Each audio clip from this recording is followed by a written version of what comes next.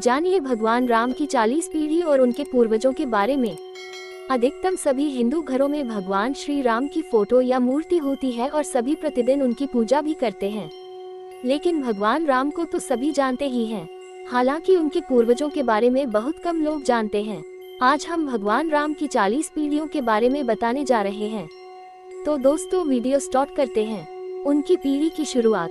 सबसे पहले भगवान ब्रह्मा की उत्पत्ति हुई और दूसरी पीढ़ी भगवान ब्रह्मा जी के पुत्र हुए थे मरीचि और तीसरी पीढ़ी मरीचि के पुत्र हुए कश्यप। आने के बाद चौथी पीढ़ी कश्यप जी के पुत्र हुए विवस्वान। पांचवी पीढ़ी विवस्वान के पुत्र हुए थे वैवस्वत। इसके पश्चात छठी पीढ़ी वैवस्वत मनु के 10 पुत्र हुए। इनमें से एक का नाम था इक्ष्वाकु। इक्ष्वाकु ने अयोध्या को अपनी राजधानी बनाया और इस प्रकार इक्ष्वाकु कुल की स्थापना हुई। सातवीं पीढ़ी इक्ष्वाकु के पुत्र हुए कुक्षी।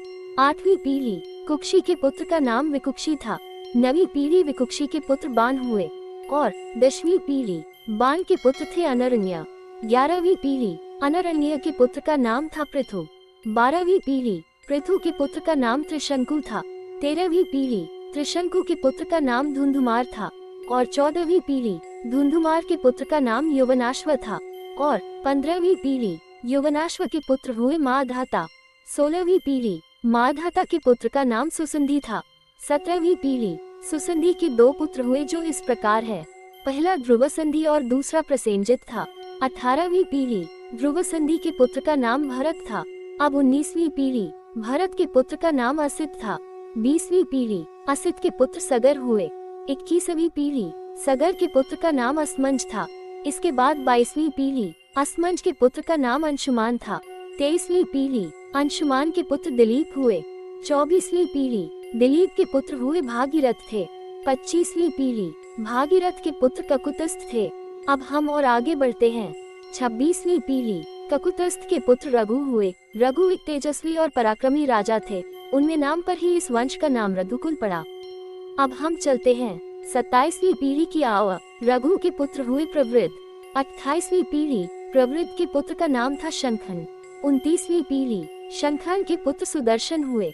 30वीं पीढ़ी सुदर्शन के पुत्र का नाम था अग्निवर्ण। 31वीं पीढ़ी अग्निवर्ण के पुत्र शीघ्रग हुए। 32वीं पीढ़ी शीघ्रग के पुत्र का नाम मरु था। 33वीं पीढ़ी मरु के पुत्र हुए प्रशुश्रुक। 34वीं पीढ़ी प्रशुश्रुक के पुत्र हुए अम्बरीश। 35वीं पीढ़ी अम्बरीश के पुत्र का नाम था नहुष। 36वीं पीढ़ी नहुष के पुत्र हुए ययाति।